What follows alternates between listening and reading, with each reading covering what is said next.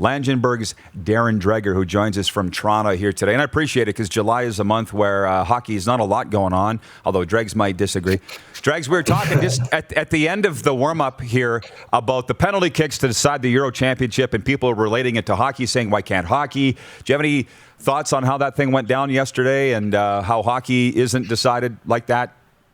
Yeah, I mean, I didn't like it, but I've never been an advocate of the shootout in hockey either. It's an individual skills competition. That's always been my position, specific to the NHL. Soccer, I guess, is a little bit different, and I am far from a soccer aficionado. Let's be clear on that. I'm a fringe fan, to be sure, but it's a spectacle event. I mean, it's Euro 2020, so I watched every minute of it. How long does a soccer match go before there has to be an end to it? There has to be a conclusion. You get into the penalty time and all that, and I mean, it could be endless. It really could be. So I understand and I can appreciate why they end it in the fashion that they do, but it looks like a guessing game out there. I mean, these guys are so superbly talented, but I mean, you see the goalie go one way and, the guy kicks it into the open net and you're like, how does that happen? It's literally a guessing game. So I wish there was a better way to end it in soccer because I didn't like seeing it end that way. Somebody wrote it and said, take the goalies out of the nets. So maybe they're kicking long shots. I don't know. But isn't it great, Dregs? Every time you come on, we end up talking about things that you never would have dreamt that we're going to talk about. And how are you on analytics, i.e. 3-on-3 has solved regulation overtime in the National Hockey. It's worked better, I think, than they thought that it would. We don't see shootouts hardly ever. Yeah, look, I don't know how you feel about this. 3-on-3 is gimmicky as well. And that was the position of many NHL general managers. But the NHL knew when they introduced the shootouts and the number of games that were being decided by the shootout, that they were going to have to be okay with 3-on-3 just because it was a better option. Commissioner Bettman liked the idea that the less educated hockey fan was entertained by the shootout. So there were some who wanted to abolish the shootout back in the day entirely. And if I had to say, I would have been in that grouping to be sure, but that wasn't going to be an option. The commissioner just didn't want to do that and take away an entertaining piece of what kept the fringe fan coming back to the National Hockey League. So, what's the next best scenario? And that was 3-on-3. There are still people that don't have an appreciation for 3-on-3. I do because it ends games more often than going to the shootout. And I sound like a broken record talking about the shootout. So I'm okay with it. I'm okay with 3-on-3. I think that anytime you've got the best skilled players and coaches who are willing to change, they'll put 3 forwards out there. In certain cases, I've seen 3 defensemen, believe it or not, out there. So there are lots of things that coaches have tweaked about 3-on-3 that have made it a little bit more palatable for the traditionalists. I'm a fan too, and there's no more bigger traditionalist than me. I'm like you. And speaking of all that, you snickered when I said there's not much going on in the NHL in July. You snickered. And I just think of your boy John Paddock, who goes to Clear Lake for all of July. He's like, that's my 1 month. But that's a junior guy. But I think he did it in Pro too. The game's changed. But so if I'm wrong, what is going on in the National Hockey League besides big expansion draft this week and some free agency stuff? I guess there is a lot, huh? Yeah, there is a lot, Rod. There's 2 general managers meetings, in fact, happening today. One of them is specific to the expansion draft. Really, it's just an NHL refresher, reminding the general managers of what the day is going to be like on July 21st. I'm sure they'll talk about the first round on July 23rd and the following rounds on July 21st, 4th, that is, and virtually what that's going to look like. But they'll also go through the business matters, and there'll be a dozen or so different updates. So I don't expect that we're going to have any big news, breaking news today out of the GM meetings, just more reminders of what's coming in the month of July. And frankly, there's a lot. I mean, I've had multiple conversations with agents and general managers this morning. Some of these GMs wish that there was more going on in terms of the trade conversation, but not to take it completely off track here, but I think it's pretty clear, Rod, that NHL execs learned from getting fleeced by Kelly McCrimmon and George McPhee when Vegas came into the league, right? So there's a recognition, a realization, an acceptance, if you will. Look, the Seattle Kraken have paid hundreds of millions of dollars in expansion fees. So they deserve a roster that is going to at least be competitive. That's really what you're paying for out of the gate.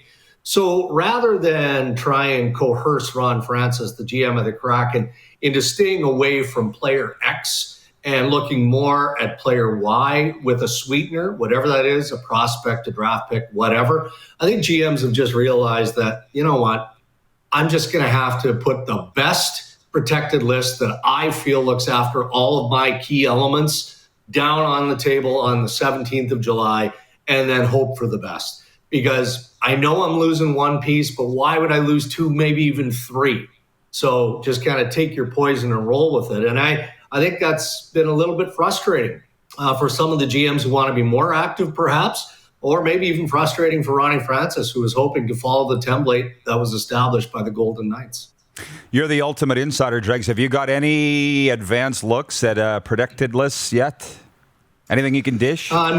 No, because truthfully, right now they're written in pencil. Guys are probably having internal debates on a day-by-day basis, maybe even only hourly now, right?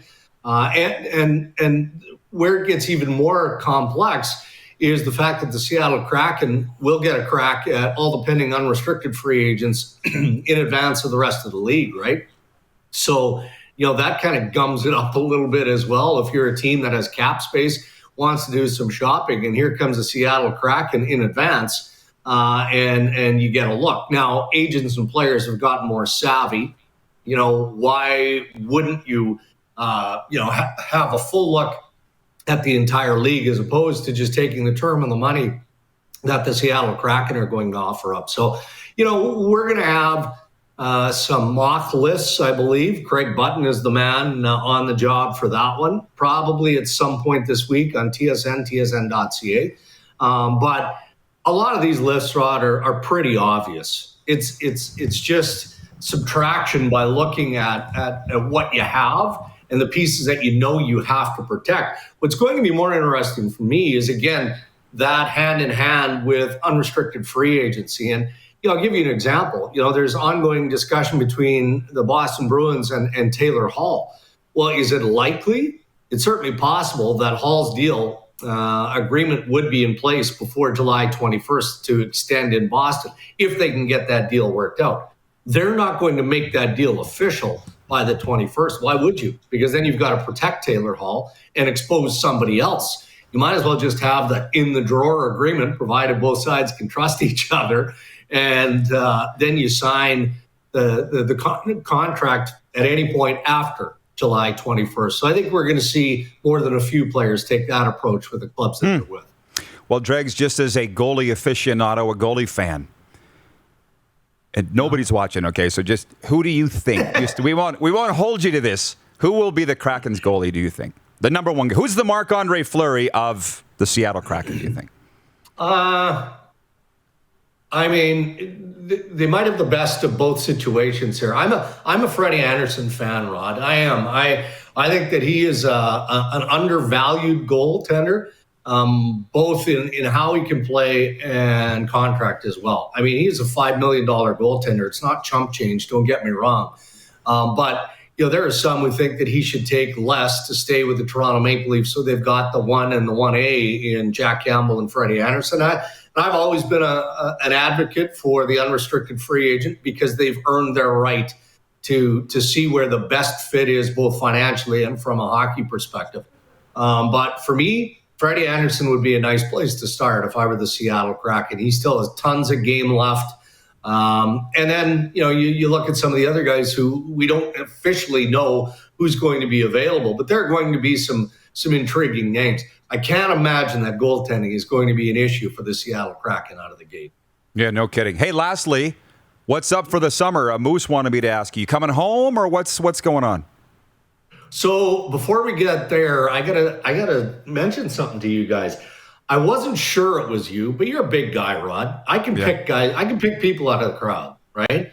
And I was in Montreal for game 3 and 4. And I know on social media, you guys were in Montreal in game 3 and 4.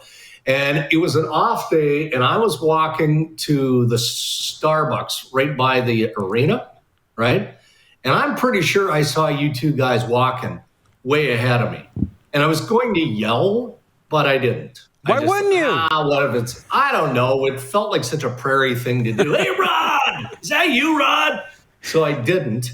But now in hindsight, I should have, because it probably was you. Were you at the Starbucks? Of course. The arena? And by the way, everybody else yelled at me. Sean Reynolds, Knuckles Nyland. Why wouldn't you? Yeah, that's sorry, hilarious. I apologize. I would have loved to have had a coffee with you again. Next time.